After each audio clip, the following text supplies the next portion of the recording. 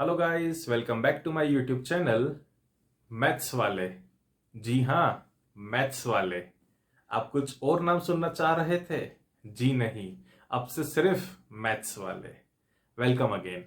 This video is part third of class 10th topic quadratic equations. अगर आपने अब तक इसके पहले के दो पार्ट्स नहीं देखे हैं तो मैं रिकमेंड करूंगा इस आई बटन को प्रेस करके पहले पार्ट 1 देख के आइए, फिर पार्ट 2 देख के आइए। पार्ट 1 में मैंने इंट्रोडक्शन दिया है क्वाड्रेटिक इक्वेशन का। पार्ट 1 में ही मैंने थोड़ा सा पार्ट कवर किया है क्लास 9th का भी। पार्ट 2 में मैंने एनसीईआरटी की एक्सरसाइज 4.1 को बहुत डिटेल में एक्सप्लेन करा है। सारे क्वेश्चंस को मैंने सॉल्व करा है। पार्ट 3 में आज हम क्या करने वाले हैं? हम करने वाले हैं फैक्टराइजेशन मेथड। क्यों? क्वाड्रेटिक इक्वेशन के सॉल्यूशन को फाइंड करने के लिए। ठीक है, सॉल्यूशन फाइंड करेंगे किसका? क्वाड्रेटिक इक्वेशन का। किसकी मदद से? फैक्टराइजेशन की मदद से। फैक्टराइजेशन नई मेथड है? बिल्कुल नहीं। क्लास 8th से पढ़ते आ रहे हो, स्प्लिटिंग द मिडिल टर्म। याद आया कुछ? जी हाँ, यहां पे सिर्फ टर्मिनोलॉजी चेंज कर दी है। ठीक है, क्या करना है, कैसे करना है, आज के हम वीडियो में समझेंगे। Don't skip the video. So let's begin with the video. Before that, roll the intro please.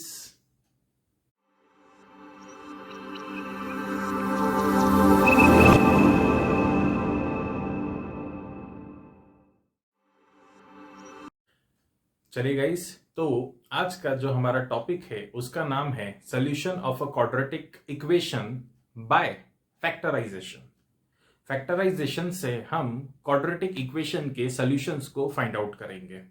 But मैं आपको डायरेक्ट इस टॉपिक को नहीं पढ़ाने वाला। क्यों? क्योंकि अगर मैंने इसको डायरेक्ट पढ़ा दिया तो बहुत से बच्चों को तो समझ में ही नहीं आएगा कि ये हुआ क्या है, सॉल्यूशन किसको बोलते हैं। ठीक है, तो इसके लिए मुझे आपको थोड़ा सा पीछे ले जाना पड़ेगा, मतलब क्लास 9th में ले जाना पड़ेगा। ठीक है, क्लास 9th में ले जाने का मतलब ये नहीं कि मैं क्लास 9th पूरा पढ़ाऊंगा, बट वहां पे हमने एक बेसिक सीखा था। उस बेसिक का नाम है वैल्यू ऑफ अ पॉलिनोमियल। मुझे पता है आपको आता है, आप लोगों ने 9th क्लास बहुत अच्छे से पढ़ी है, बट मैं फिर भी रिक्वेस्ट करूंगा कि ये वीडियो को स्किप नहीं करना है, पूरा देखना है।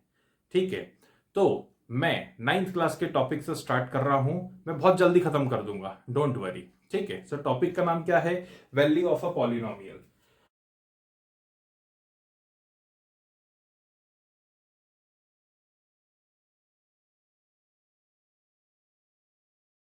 Example, p of x equals to 3x minus 1। हमारे पास एक पॉलिनोमियल है p of x equals to 3x minus 1। इस पे at x equal to 1 किसकी बात कर रहे हैं? x equal to 1।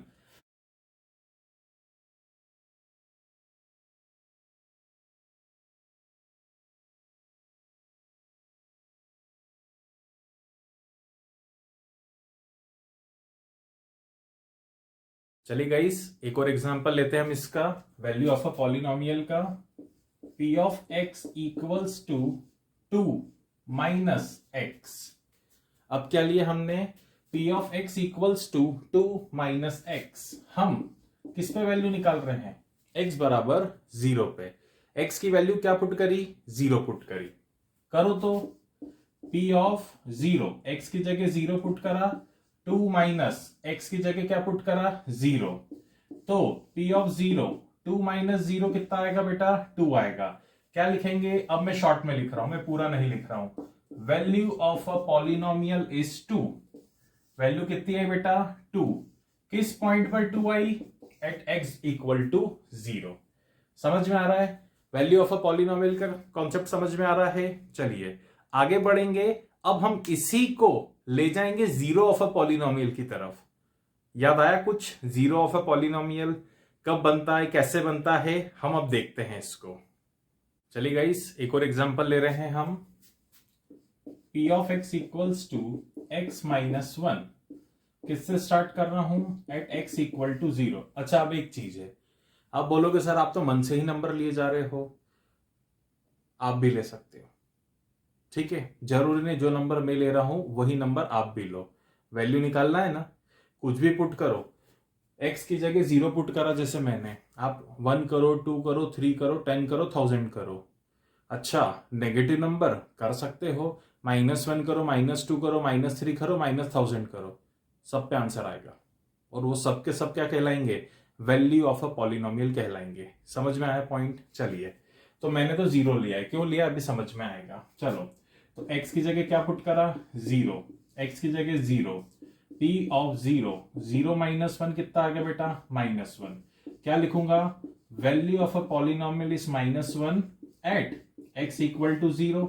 अब यहां तक तो समझ में आने लग गया है कि वैल्यू कितनी आई है बेटा पॉलिनोमियल की? -1 आई है। किस पॉइंट पर आई है? x इक्वल टू 0 पे। चलिए, अब मैं क्या ले रहा हूं बेटा? At x equal to 1, x की जगह क्या पुट करना है? 1, 1 -1, p ऑफ 1, 1 -1 कितना हो गया? 0। वैल्यू कितनी आ गई बेटा? 0। किस पॉइंट पर आई? एट x इक्वल टू 1 पे। क्या लिखते हैं? जैसे इसको लिखना हो तो क्या लिखेंगे? Value of a polynomial is -1 at x equal to 0। इसको क्या लिखेंगे? Value of a polynomial is 0। किस पर आई बेटा? At x equal to 1। Point बहुत अच्छे से क्लियर है। बट यहां पर बहुत बड़ा पैच है। कौन सा पैच है? अगर हमारी वैल्यू 0 आती है, ये 0 किसकी वजह से आई है बेटा? जब मैंने x की जगह पर क्या सब्स्टिट्यूट करा? 1 सब्स्टिट्यूट करा। पॉइंट आ रहा है समझ में? तो ये जब वैल्यू 0 आती है तो इसी को हम क्या बोलते हैं? जीरो ऑफ अ पॉलिनोमियल बोलते हैं। याद आया क्या कुछ कुछ? जीरो ऑफ अ पॉलिनोमियल किसको बोलते थे? हम जब भी एक्सप्रेशन में x की जगह कोई नंबर रिप्लेस करें और हमारा ओवरऑल आंसर कितना आ जाए बेटा? 0 आ जाए, ठीक है, तो उसको क्या बोलते हैं? जीरो ऑफ अ पॉलिनोमियल बोलते हैं। किसको बोलते हैं? क्या इस 0 को बोलते हैं जीरो ऑफ अ पॉलिनोमियल? नहीं, ये जिसकी वजह से 0 आया है। तो यहां पर ये किसकी वजह से 0 आया है? x इक्वल टू 1 की वजह से 0 आया है। तो इसका जीरो ऑफ अ पॉलिनोमियल कौन हो गया? x equal to 1। मतलब जब मैंने 1 सब्स्टिट्यूट करा तो मेरी ओवरऑल वैल्यू कितनी आ गई? 0 आ गई। इसी को क्या बोलते हैं हम? जीरो ऑफ अ पॉलिनोमियल बोलते हैं। ठीक है, चलिए इसका हम एक और एग्जांपल लेंगे जीरो ऑफ अ पॉलिनोमियल का। चलिए हम एक और एग्जांपल लेते हैं। p of x equal to x square -4। अब मैं थोड़ा सा क्वाड्रेटिक पॉलिनोमियल की तरफ चला गया। ठीक है, चलिए स्टार्ट करते हैं। किससे स्टार्ट करते हैं? At x equal to 0। Favourite है x इक्वल टू 0 अपना। x की जगह क्या पुट करा? 0। x की जगह 0, तो 0 का स्क्वायर हो गया। तो 0 का स्क्वायर बेटा कितना होगा? 0। 0 -4 कितना हो जाएगा बेटा? बोलो, -4 हो जाएगा। क्या लिखेंगे? Value of a polynomial is -4 at x equal to 0। समझ में आ रहा है? यस सर, समझ में आ रहा है। अब मैं एट x इक्वल टू क्या पुट कर रहा हूं? 2 पुट कर रहा हूं। क्यों? समझते हैं।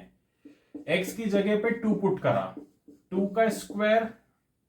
पॉइंट आया समझ में? सो p ऑफ 2, 2 का स्क्वायर कितना हुआ? 4 -4। p ऑफ 2 कितना हो गया? 0। बेटा वैल्यू कितनी आई? 0। किस पॉइंट पर आई? एट x इक्वल टू 2 पे। क्या बोलेंगे? Value of a polynomial is 0 at x equal to 2। But जब वैल्यू 0 आ जाती है तो उसी चीज को हम क्या बोलते हैं? जीरो ऑफ अ पॉलिनोमियल भी बोलते हैं। यस सर, बोलते हैं। किसको बोलेंगे? इस 0 को बोलेंगे क्या? नहीं, जिसकी वजह से आया है। तो कौन हो गया? 2। 2 इसका क्या हो गया? इस क्वेश्चन का जीरो ऑफ अ पॉलिनोमियल होगा। क्यों? क्योंकि इस 2 की वजह से हमें ओवरऑल आंसर क्या मिला है? 0 मिला है। ठीक है, समझ में आया? अब एक आप खुद से ट्राई करेंगे। At x equal to -2। अगर मैं x की जगह क्या पुट कर दूं? -2 पुट कर दूं। करो तो जरा। -2 का स्क्वायर +4 हो जाएगा। यस, तो 4 -4 फिर से क्या आ जाएगा? 0 आ जाएगा। वैल्यू कितनी आ गई? 0 आ गई। किस पर आई? x इक्वल टू -2 पे। तो ये -2 क्या बन गया? जीरो ऑफ अ पॉलिनोमियल बन गया। कॉन्सेप्ट समझ में आ रहा है? यस सर, आ रहा है। तो basically zero of a polynomial जो होता है वो स्पेशल केस होता है। किसका? वैल्यू ऑफ अ पॉलिनोमियल का। क्यों? क्योंकि जीरो ऑफ अ पॉलिनोमियल निकालने से पहले हमें चेक करना पड़ती है उसकी वैल्यू। जब तक वैल्यू जीरो नहीं आती है तब तक zero of a polynomial exist नहीं होता है। ठीक है, तो जीरो ऑफ अ पॉलिनोमियल बनने के लिए क्या होना जरूरी है? पूरे आंसर का जीरो आना जरूरी है। इसीलिए इसीलिए इसीलिए zero of a polynomial special case होता है। किसका? वैल्यू ऑफ अ पॉलिनोमियल का। क्यों? क्योंकि जब वैल्यू जीरो होगी तभी तो जीरो ऑफ अ पॉलिनोमियल बनेगा। मैं फिर से रिपीट कर रहा हूं, क्या ये जीरो ऑफ अ पॉलिनोमियल है? क्या नहीं। जीरो ऑफ अ पॉलिनोमियल कौन होता है? जिसकी वजह से मेरा आंसर जीरो आ रहा है। किसकी वजह से जीरो आया बेटा? 2 की वजह से जीरो आया। तो ये क्या हो गया मेरा? क्या हो गया? Zero of a polynomial. उम्मीद करता हूं वैल्यू ऑफ अ पॉलिनोमियल और जीरो ऑफ अ पॉलिनोमियल का कॉन्सेप्ट अच्छे से समझ में आया होगा। ठीक है, एक आखिरी एग्जांपल लेते हैं और उसके बाद आगे बढ़ते हैं। चलिए एक और एग्जांपल ले रहे हैं। पॉलिनोमियल दिया हुआ है P of x equal to x square plus 5x plus 6। किस पे निकालना है? x इक्वल टू -3 पे। स्टार्ट करें। क्या करना है बेटा? x की जगह पर -3 को सब्स्टिट्यूट करना है। तो x की जगह पे -3 का स्क्वायर प्लस 5, x की जगह पे -3 प्लस 6। -3 का स्क्वायर क्या हो जाएगा बेटा? 9 प्लस 5 इंटू -3 कितना होगा? -15 प्लस 6। ओवरऑल आंसर कितना आ गया? 0 आ गया। समझ में आने लग गया। वैल्यू ऑफ अ पॉलिनोमियल है, यस सर है, बट वैल्यू कितनी है? 0 है। तो वैल्यू 0 होने की वजह से ये -3 क्या बन गया? जीरो ऑफ अ पॉलिनोमियल बन गया। ठीक है, सेकंड क्या है? x equal to -2। चलो -2 पुट कर रहे हैं। -2 का स्क्वायर प्लस 5 इंटू -2 प्लस 6। -2 का स्क्वायर बेटा 4 हो जाएगा। 5 इंटू -2 -10 प्लस 6। फिर से आंसर कितना आया? 0 आया। जीरो ऑफ अ पॉलिनोमियल बताओ बेटा इस केस में कितना हो गया? -2 हो गया। लास्ट x की जगह पे क्या पुट कर रहे हैं हम बेटा? 1 पुट कर रहे हैं। 1 का स्क्वायर प्लस 5 इंटू 1 प्लस 6। 1 का square is 1, 5 into 1 is 1 plus 6। कितना आंसर आया इसका? 12। 12 क्या आई? वैल्यू आई। किस पर आई? x इक्वल टू 1 पे आई। क्या 1 जीरो ऑफ अ पॉलिनोमियल बनेगा? नहीं बनेगा। क्यों नहीं बनेगा? क्योंकि वैल्यू 0 नहीं आ रही है। पॉइंट समझ में आ रहा है? बहुत अच्छे से। यस। तो इस पर्टिकुलर क्वेश्चन की अगर मैं आपसे बात करूं तो मुझे कितने जीरो देखने को मिल गए? 2 जीरोस देखने को मिल गए। पहला जीरो कौन है? -3। दूसरा जीरो कौन है? -2। ठीक है, अब थोड़ा सा 10th क्लास का ही मैं रिकॉल करवाता हूं। हमने पॉलिनोमियल पढ़ा है 10th क्लास का, ग्राफ बनाना सीखे थे। हमने डिग्री और सॉल्यूशन का रिलेशन पढ़ा। लीनियर पॉलिनोमियल की डिग्री कितनी होती है? 1। कितने सॉल्यूशन होते हैं? एक सॉल्यूशन होता है। क्वाड्रेटिक पॉलिनोमियल की डिग्री कितनी होती है? 2। कितने सॉल्यूशन होते हैं? 2 सॉल्यूशन होते हैं। Yes sir. क्यूबिक की डिग्री कितनी होती है क्यूबिक पॉलिनोमियल की? 3। कितने सॉल्यूशन एग्जिस्ट करते हैं? 3 सॉल्यूशन एग्जिस्ट करते हैं। तो यहां पे कौन सा पॉलिनोमियल लिया मैंने? Quadratic polynomial. कितने सॉल्यूशन आ गए इसके? 2, -3 और -2। सॉल्यूशन कैसे बने? क्योंकि इनकी ओवरऑल वैल्यू कितनी आ गई बेटा? 0 आ गई। 0 आने से ये भी जीरो ऑफ अ पॉलिनोमियल बन गया, ये भी जीरो ऑफ अ पॉलिनोमियल बन गया। ये जीरो ऑफ अ पॉलिनोमियल क्यों नहीं बना? क्योंकि इसकी वैल्यू 0 नहीं आ रही है। इसका आंसर 0 नहीं आ रहा है। कुछ एक न्यूमेरिक वैल्यू आ रही जो 0 नहीं है। तो ये सिर्फ क्या है? ये सिर्फ वैल्यू है। किस पे? 1 पे। ये वैल्यू है किस पे? -2 पे। एट द सेम टाइम ये जीरो ऑफ अ पॉलिनोमियल भी है। कौन? -2। ये वैल्यू है किस पे? -3 पे। एट द सेम टाइम ये जीरो ऑफ अ पॉलिनोमियल भी है। कौन? -3। उम्मीद करता हूं ये वीडियो बहुत अच्छे से और डिटेल में समझ में आया होगा। कुछ भी डाउट हो तो आप कमेंट सेक्शन में मुझसे कमेंट करके पूछ सकते हैं। और इसकी वर्कशीट अगर आपको ढूंढनी है तो ये वेबसाइट लिखी है, इस वेबसाइट पर चले जाइए, वर्कशीट को डाउनलोड कर दीजिए। ठीक है, कुछ भी डाउट हो कमेंट सेक्शन में पूछिए। Do like, share and subscribe. मिलते हैं हमारे नेक्स्ट वीडियो में, जहां पर हम सीखेंगे फैक्टराइजेशन ऑफ क्वाड्रेटिक इक्वेशन और उससे हम सोल्यूशन को कैसे फाइंड आउट करते हैं। ठीक है, टिल देन बाय बाय।